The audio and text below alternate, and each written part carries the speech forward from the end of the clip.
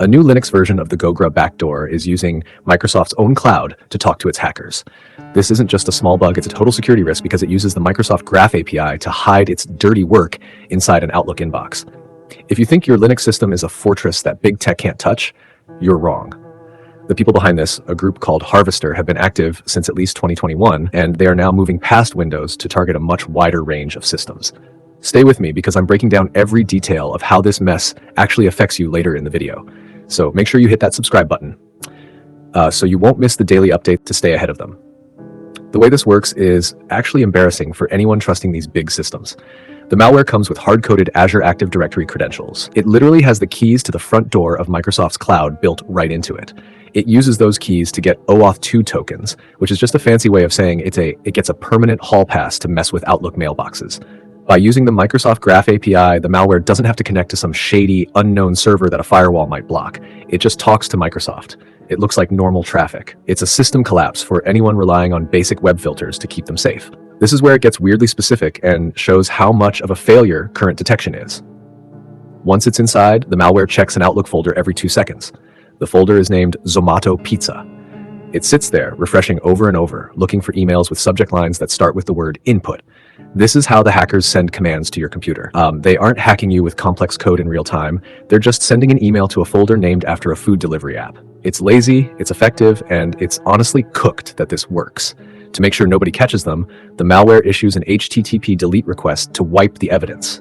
As soon as it reads the email and does what it's told, it deletes the message. It's trying to be a ghost. This is why it's so hard to see what's happening after the fact. If you aren't looking at the right second, the proof is gone. It even uses the same typos in its code as the Windows version. Symantec found that the Linux and Windows versions share the same mistakes in their strings and function names, plus the exact same AES key. The hackers didn't even bother to fix their spelling when they ported this over to Linux. They know they can get away with it because they're hiding inside the services we use every day. Once that input email hits the Zomato Pizza folder, the malware isn't just sitting there. It takes the encrypted mess inside the email, cleans it up using an AES key, and starts running commands directly on your machine. We are talking about total control. Because it's running as a systemd service, it has the permissions it needs to dig deep. It can steal your files, watch what you type, or move deeper into your network. The hackers are basically sitting in a digital chair right next to you, using an Outlook inbox as their remote control. The scary part is how lazy this transition was. The hackers didn't even try to hide that they were recycling old trash. They kept the same typos in the code. Think about that. The people breaking into government systems are making spelling mistakes, and they still aren't being caught because they are hiding behind Microsoft's reputation. It's a failure of the entire security industry. If a piece of malware can use the same AES key and the same broken English in its function names across 2 different operating systems and still stay hidden, the systems we use to detect them are officially cooked. This moves hackers because it bypasses every traditional red flag. Usually, if your computer starts talking to a weird IP address in another country, your antivirus might wake up. But here, your computer is just talking to graph.microsoft.com. That is a safe address. Your office, your school, and your government all use that address every day. By piggybacking on this, Harvester has turned Microsoft into a giant shield. It's a brilliant, cynical move that turns a trusted service into a weapon against the people who pay for it. If you work in IT or anything related to the government, you are the primary target here. But the friend watching this at home needs to realize that these state-backed tools always end up in the hands of smaller criminals eventually. Once the blueprint for using the Graph API to hide malware is out there, everyone is going to start doing it. It's a security risk for the entire internet. You can't just block Microsoft to stay safe. That would break half the things you do online. We are stuck in a spot where the very tools we need to work are the ones being used to rob us.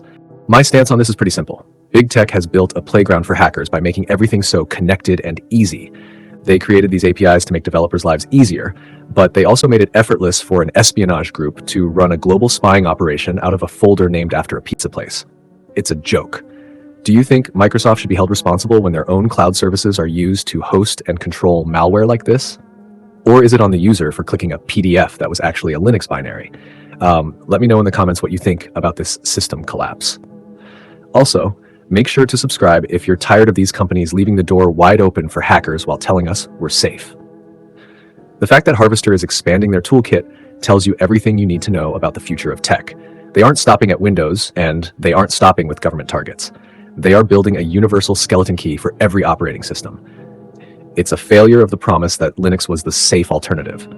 When hackers can hide their tracks by just asking the system to delete an email, the forensic tools we've spent years building become useless.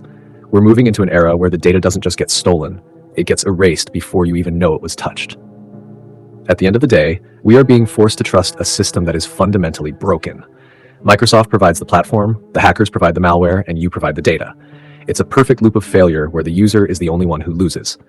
If your computer can be controlled by a Zomato pizza folder, your security isn't just weak, it's non-existent.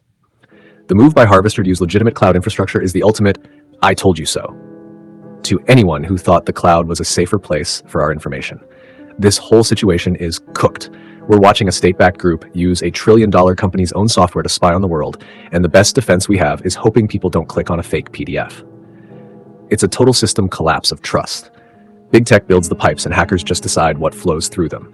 If you're not paying attention to these tech drama updates, you're basically leaving your front door wide open and wondering why your house is empty. Do you think there's any way to actually stop hackers when they're using trusted services like Outlook to hide? Is it even possible to have a secure system anymore? Or are we just waiting for our turn to be the output in some hacker's inbox? Drop a comment below and let's talk about how broken this really is. If you want the truth about how these companies are failing you, make sure you hit that subscribe button before you go.